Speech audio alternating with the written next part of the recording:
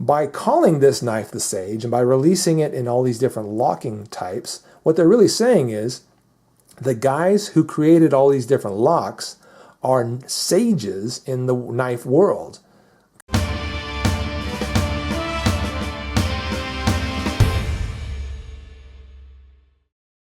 Hello my friends, this is a late Boy Scout with my review of the Spyderco Sage 1. Stick around for the length of this review because I think it's going to be pretty fun. We're going to be showing you the entire Sage family, thanks to my friends at Blade HQ, and also comparing the Sage against a handful of other very good knives in the same size, weight range from various other manufacturers. So I think you're going to enjoy that. Also, we're going to show you some footage of this thing being put through some pretty good use. Now let's talk a little bit about the construction of the Sage 1, which has become one of my favorite everyday carry knives. Man, in hand, it's like magical. I don't know what it is, man. Sage, maybe that's why. But anyways, there's something really special about this knife. In hand, it's just fantastic. Opening and closing, how smooth that is. All the finishing touches and how well polished and just beautiful this knife is. It's so well done. I mean, I just got to give you some macro close-ups there.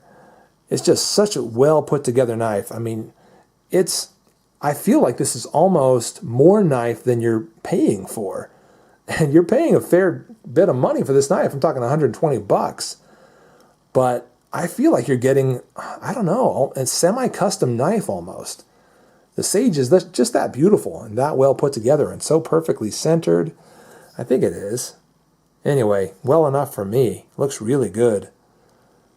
So anyway, fit and finish, this thing is just fantastic. The carbon fiber scales on this knife, I was not too sure about this, about carbon fiber until I got my hands on this particular one. And now I want like every carbon fiber knife there is. Haven't bought any other ones yet, but I'm attracted to carbon fiber now that I've seen this. Maybe it's the textured carbon fiber, because I know not a lot of other knives have the same sort of texture that this Sage 1 has. But it's just a beautiful texture, not only to look at, but in hand. It's got a little bit of a raised kind of bumpiness going on. Nothing like the aggressive G10 you might get on something from Cold Steel. That, wants to tear the skin right off your finger. This is just kind of a nice little texture to let you remember that you've got a knife in your hand. Okay, just enough. But there's something about, maybe it is the carbon fiber scales that sort of act like almost like a resonating chamber or something for the click of that knife. Something about that. It's just a beautiful sound, and it just resonates in a way that none of my other knives do. If you've got a Sage 1, chime in and tell me if yours does that, if it has a sound to it that none of your other knives have, because that's kind of what I'm observing. But that's one of the things about it that's just kind of got me enamored. Really, really cool knife. Let's talk about the pocket clip, which is awesome. Look how deep that is. Okay, in pocket, you're going to be having that somewhere in that neighborhood, that far buried. That is great. That is really nice for keeping your knife not just hidden, but also retained. When you've got a fair amount of your knife kind of poking out, it can get caught on things and get knocked into things and damaged and dinged up. And I like it deep when I can get it. I like a deep carry pocket clip when I can get it. And it's also reversible. So not hard to do, I'm sure. It's just a matter of unscrewing that, pulling that out, popping it in over there. Be real easy to do. The construction of it is a screw together construction, so you can take this knife down, disassemble it and clean it if you felt like you needed to. Given the full flow through construction, I doubt you'll ever need to do that. And you can see that the liners are drilled out, meaning that this knife is just, a lot of attention to detail here. And, as light as they could make it, really, which is about 3.2 ounces. Excellent weight for an EDC knife. Blade length about 3 inches, again about perfect for me. Overall length of about 7 1/8. Absolutely where I like it to be, and coincidentally, exactly the dimensions of the Cold Steel Mini Recon 1. Pretty interesting. Anyway, Just a sign of a great knife, and so many things about this knife I love. The jimping on top, that gentle thumb ramp, the forward choil that's also jimped to give you a nice grip up there with your forefinger and thumb to get some fine carving done. Man, I love it. Speaking of fine carving and work done with this knife, let's go ahead and roll in some footage. I put this through my battery of EDC tests, which I've been trying to make sort of a standard. To start with, shaving hair. I need to make sure that this comes with a hair popping edge. And if it doesn't, at least that it can take a hair popping edge. This came with that kind of an edge, one which was easily sharp enough to shave some hair off my arm. Did an easy job of that. Made short work of it. But then, of course, moved on to paper. And that's just, again, a test of the sharpness of the edge. As it zipped through some of that paper, clearly and obviously a very, very sharp knife. Then on to some paracord, which it also just zipped through very easily. But that's not all. After a little bit of paracord, we need to move on to some materials that you're going to encounter on an everyday basis, opening packages and so forth, clamshell packages. So we moved on to some plastic materials, some plastic bottles, just to see how well it zipped through that, how comfortable it was in hand doing that kind of a chore.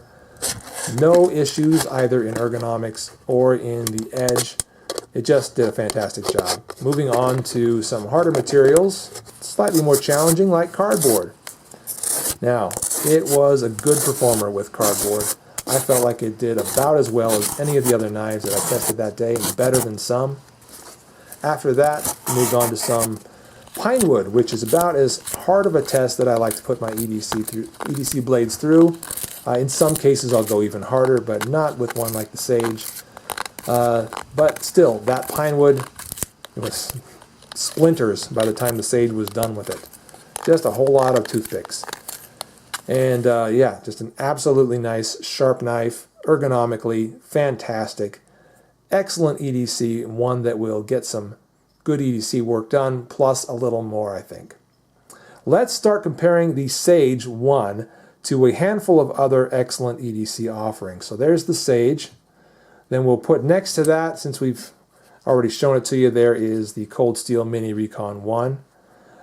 Cheaper than the Sage, also very good. AUS 8A steel instead of S30V. Still a lot of good functionality and features in this knife. Here's one that's considerably less expensive. That's the Spyderco Persistence. Also a great EDC knife. G10 handle scales. This is the blue version, as you can plainly tell. Some nice beefy liners in there. 8CR13 MOV steel. Decent steel, but nowhere near what S30V is. Here is the 154CM steel having Benchmade Presidio in the aluminum scale and coated blade, as you can tell. Great knife. This is going to be coming in a little more expensive, I think, than the Sage 1. Good EDC, better than the Sage? I wouldn't say so. I would probably choose this over the Presidio. I would. Even though this is kind of a glamorous and cool looking knife, I think I would take the Sage, which I think is actually more beautiful and more ergonomic, better knife overall in my opinion. Here's the Zancudo by Essie Knives, or is it Blue Ridge? Still kind of confused on that. Cool new knife.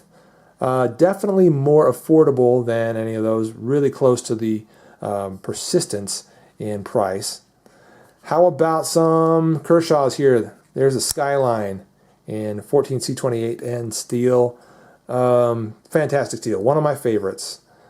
G10 scales there, or handle on that side actually. Great EDC there. And here is the leak, also in that 14C28N steel. This is one given to me by the Apostle P. Check out his channel if you haven't done so already. Got this in a contest. This particular leak, I'm a fan of the leak, a huge fan of the leak. I love the blade shape, I love the steel, I love the feel of it, love the weight. Excellent EDC, and stacks up fairly nicely against any of these. The Sage 1 is an outstanding knife compared to any of these though, and definitely highly recommended. Now how about we get around to showing you the rest of the Sage family. So there's the Sage 1. Again, I've described it for you. It's beautiful. I love it.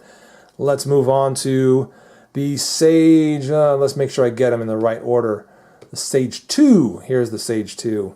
Titanium frame lock. Wow, cool. Same pocket clip, except not blackened. Same reversibility. Same steel. Basically, the blade is interchangeable on any of these that I'm going to show you. I think that's true. Not really, though, because some of them are just totally different locking mechanisms, which I'll talk about in a moment. This one being the frame lock in titanium, as I mentioned, is, oh man, for functionality, maybe my second choice. I don't know. I don't know for sure. But still an excellent choice if you like that sort of material. A great, great Sage for you. Now, moving on to, I think, the Sage 3, which will be this one here, the bolt locking Sage 3. And check this out. Oh man, look how fast and smooth that bolt lock is. Just releasing that knife, releasing that blade. Oh man, so nice. Yes, they all have different locking mechanisms, and I'll talk a little bit more about that in a moment here. But that's the Sage 3, sorry, that's what I wanted to, did I call it the Sage 1 before? Anyways, the Sage 3. Blue G10 on this thing, and really nice. I'm not sure, I think this back strap is maybe a type of plastic. It could also be G10, I'm not really sure. But you can see that it's completely enclosed, making it so that dust and lint can get trapped down in there. You're going to need to sort of, blow that out somehow. There are liners nested inside of the G10, kind of hard to see. Let's use a little extra light there. There you are. You can see them now. Nested liners, nested stainless steel liners. They are drilled out, making for a lighter knife than you might otherwise have. And there's the bolt lock, kind of an interesting design. As I pull these back, that bolt sort of retracts. It's hard to show you on camera, but the bolt sort of retracts there, making it possible for the blade to fall back. So it's an interesting design. I might talk a little bit more about it here in a moment. And then lastly, the Sage 4. Thanks to Blade HQ, by the way, for allowing me to borrow some of these to show to you. In both titanium and ironwood, or is it diamond wood? I think it's ironwood. Yeah, I got that right, ironwood. So titanium bolsters in ironwood and a backlock version with no detent. So that's kind of interesting. They did not put a David Boy detent on there like you might have on here the small Persian. See that little detent there? They don't have that on this one. So what's the point of all the different locks on these various versions of the Sage? Well, really, the way I see it, the reason it's called the Sage and the reason you have so many different locks going on here is because this is really Spyderco's tribute to all the different knife creators that have created these various locks. The Sage is that, both in name and in design. What does a name mean? Well, what's a sage? A sage is kind of like a wise person, right? Somebody that gives you knowledge and passes on wisdom and so forth. That's what a sage is, and that's kind of a loose definition, but that's what we all kind of know a sage to be. And by calling this knife the Sage and by releasing it in all these different locking types, what they're really saying is the guys who created all these different locks are sages in the knife world. Okay, these guys are really smart, really wise guys that we should all sort of look up to. Wise guys, wise men, wise people, whatever you want to call them, that we should all sort of look up to as far as their contribution to the knife world. And I think that's just awesome that Spyderco would do that. You know, they're such a great company for that, for giving credit and paying tribute to folks who deserve it. And kudos, huge kudos to Spyderco for that. Almar, the late Almar, was the one who gave us that backlock, the one you see right there. Okay, so this is, or actually, he didn't really give us the backlock, but he changed the position of the backlock from being way down here, the way you've seen it on buck knives and other things, but to having it sort of at the middle of the spine of the handle. Okay, that's Almar's contribution to the knife world. The Sage 3, Blackie Collins and his bolt lock is what's represented there. So that is, wow. I mean, that's probably my second favorite of the Sage series and just super cool. In operation, it's very much like the the Benchmade axis lock in operation. That is to say, from the operator's standpoint. You pull back on these two things and it releases the lock, allowing you to open and or close the knife. But functionally, it's quite different. I won't go into all the functionality of it, but instead of I can't describe it. Anyway, it's different. Okay, it is different from the axis lock. So Blackie Collins, that's his contribution. Then here in the Sage 2, the Chris Reeve Integral Lock. This is the tribute to Chris Reeve and his Sebenza and all the work that he's done. And designing this integral lock that is part of the frame of the knife. We've all come to call it a frame lock. But again, Spyderco loves giving credit where credit is due. They give credit to Chris Reeve on that one, calling it the integral lock. So that's the Sage 2. And then, of course, the liner locking Sage 1, the Michael Walker contribution to the knife world. Pretty huge on so many knives. The Michael Walker liner lock. So again, the Sage series, not just a cool name, not just a cool knife, but a huge tribute to some of the knife world's most important contributors. And again, if I were to choose, I'd have all of these because they're just such awesome collectibles, and I would love to just own them all. But money's tight for everybody. So what would I suggest that you look at first if you want to buy one of these Sages? Definitely the Sage 1, especially for the price, coming in at $120. Very affordable in contrast to the other knives here. Next, I'd probably say look at this one, which is about $136, $135.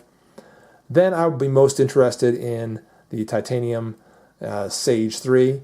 And then after that, probably the ironwood and titanium Sage 4. But excellent knives overall, highly recommended. That's been my review of the Sage 1 and a little bit of show off of quite a few other knives. I appreciate you very much for watching. I'm the Late Boy Scout. We'll see you later.